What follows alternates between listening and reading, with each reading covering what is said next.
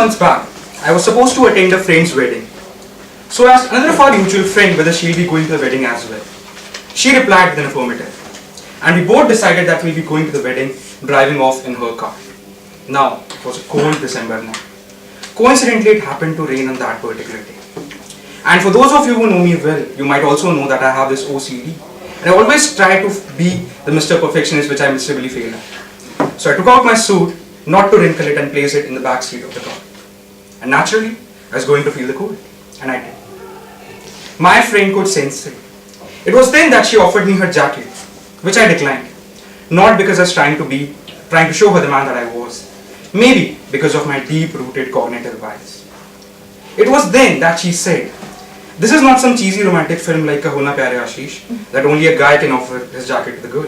You can wear mine if you're feeling the cold."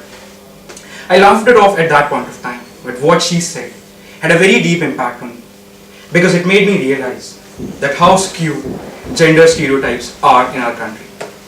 A very good evening to all the Toastmasters and dear guests. Good evening. Now all the boys in the house who've had a car or a toy as a Hot Wheel as their toy when they were a kid, give me a loud cheer.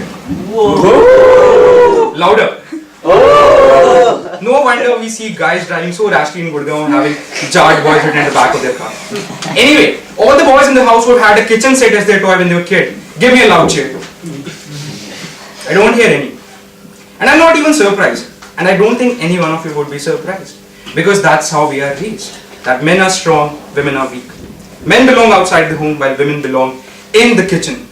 And this was somewhat true back in the day, because all the tasks that used to pay required physical rigor, which men were adept at. Whereas women used to sit back and do household chores. With the advent of science and technology, we came up with professions that women could not just do equally well, but could even outperform guys in doing so. And they did.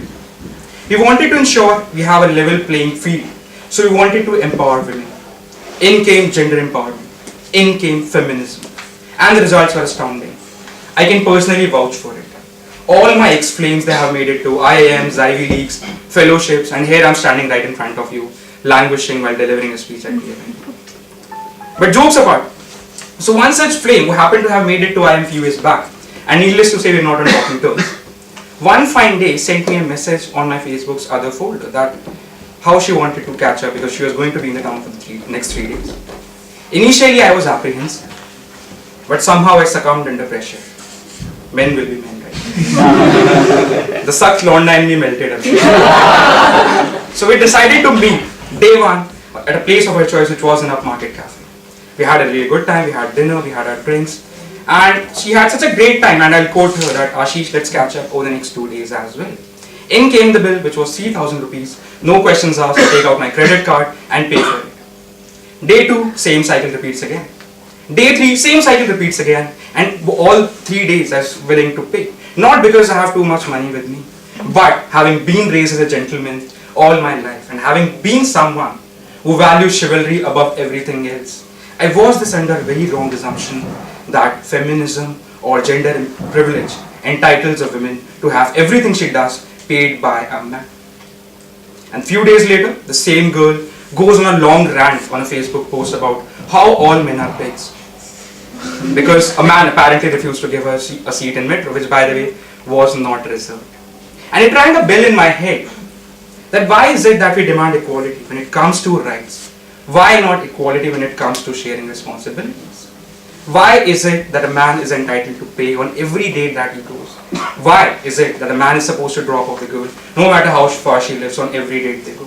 Why is it that we see on matrimonial sites ads like that only guys with 6-figure salary or a government job would be considered as prospective grooms?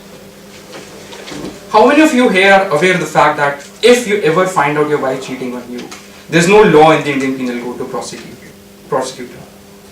Now do not get me wrong, I'm not trying to demean any gender or trying to portray them in an evil way. In fact, I've been a champion of women's rights all my life. I've been in bar brawls, I've been in fist fights, I've been in legal problems all over the years with the same thing, which is trying to uphold the dignity of a female friend or a partner. In fact, for the lack of a better term, I myself would qualify as a feminist. Although I think that that term is pretty much abused because a certain section of society thinks that feminism is all about male bashing. feminism is not all about male bashing. And my heart aches when I see, every time I'm traveling to some remote valley in the country, I see women making it very hard to make both ends meet, even for having basic requirements met.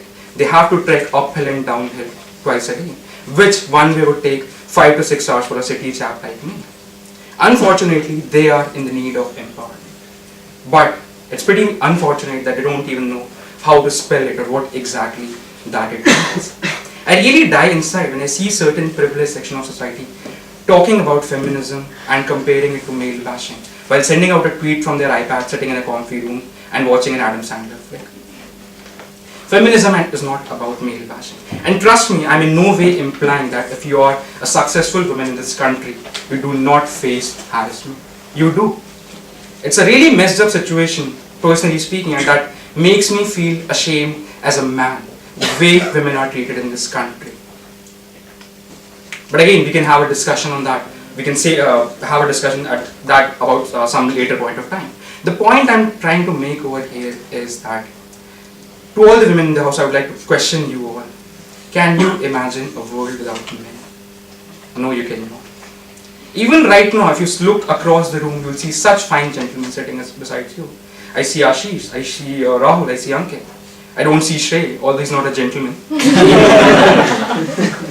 But the point I'm trying to make over here is that you have that person, you have that male in your lives who is very important to you. It could be your father, it could be your brother, it could be your spouse, it could be your partner, who knows what chivalry is, who knows how to make you feel like being wanted, who knows how to treat women with respect and dignity.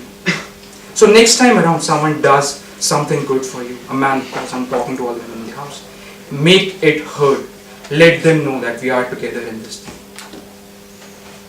That I hope you all do that. And maybe, because I'm saying this because someone might have made me realize this. It's very unfortunate that we live at times wherein we see hashtags like #MeToo trending, but also remember that at the same time you also have hashtags like not all men trending as well. Over to you.